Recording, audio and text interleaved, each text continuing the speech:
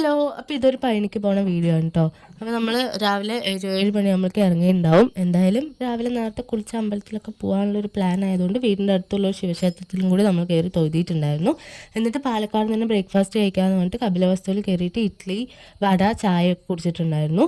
എന്നിട്ട് പിന്നെ നമ്മൾ വേറെ എവിടെയും നിർത്തിയില്ല കേട്ടോ, നേരെ പോവുകയാണ് ചെയ്തത്.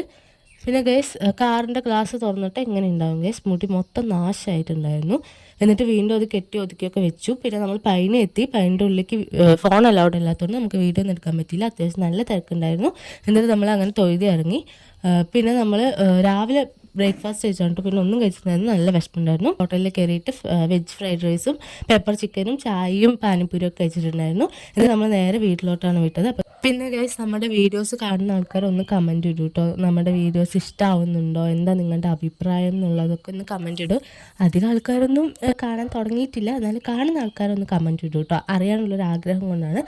അപ്പോൾ ഇന്നത്തേക്ക് ഇത്രയേ ഉള്ളൂ ഗൈസ്. അപ്പോൾ ഓക്കെ, ബൈ.